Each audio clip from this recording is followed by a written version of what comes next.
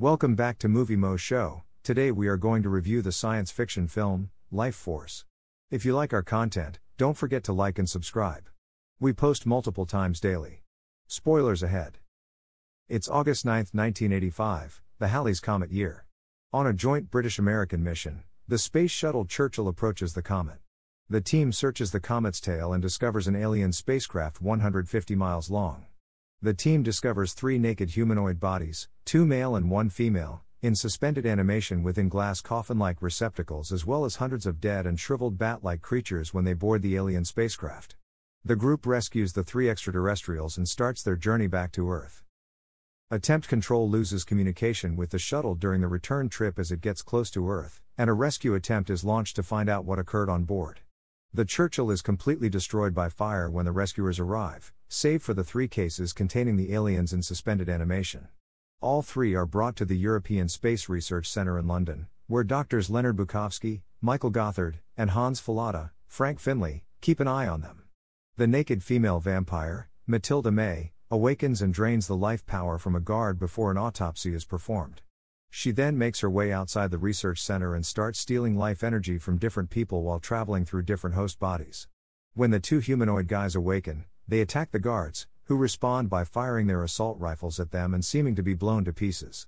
It turns out that the aliens are a race of space vampires who don't actually drink blood, but instead devour the life force energy of living things.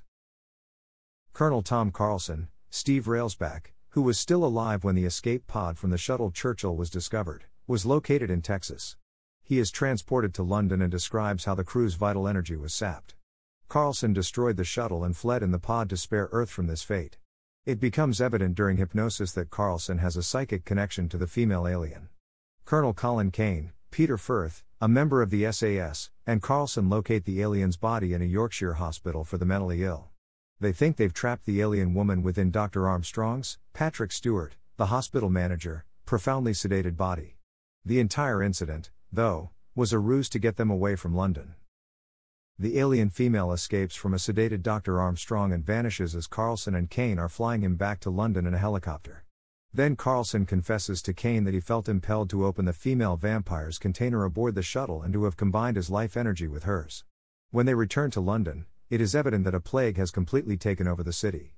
There is an outpouring of violence and fear as individuals are being possessed and turning into rabid vampire alien zombies that are rampaging across London.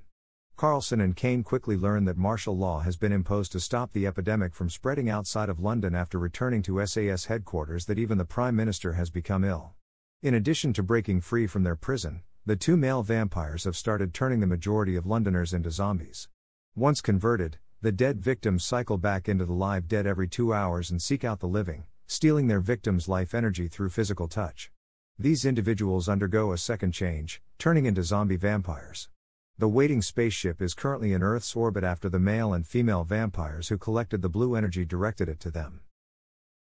The 3 space vampires must be located and killed in order to stop the contagion from spreading, so Carlson and Kane try to convince the authorities to allow them return to the city after being captured by a military patrol and brought into quarantine outside of London. Although they take different routes, the 2 men eventually reach the ruins of London. Kane drives through roving hordes of both fleeing people and zombie vampires, while Carlson makes his way to St. Paul's Cathedral. Kane discovers Fallada in his office after she successfully killed a male vampire by impaling him with a lead sword. Instead of the heart itself, the critical region on a vampire is a few inches below the heart. He speculates that the myths surrounding vampires may have been inspired by a previous encounter with this race of space vampires. Carlson discovers that the alien is using his psychic ability to get him back to her so she can recover the life essence they shared. She is transferring the energy to her spaceship while lying on the altar of St. Paul's Cathedral. Before finding Carlson, who sacrifices himself by impaling himself and the female alien in the process, Kane follows Carlson's trail and kills the second male vampire, using the lead sword, obtained from Fallada, who Kane had to kill due to becoming infected as with the others at the research center.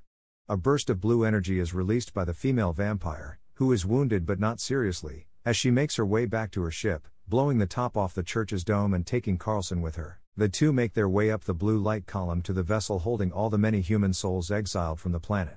As each vampire zombie is killed, Kane is inconsolable. Although London is still on fire, Kane observes that the rest of the planet has been temporarily saved.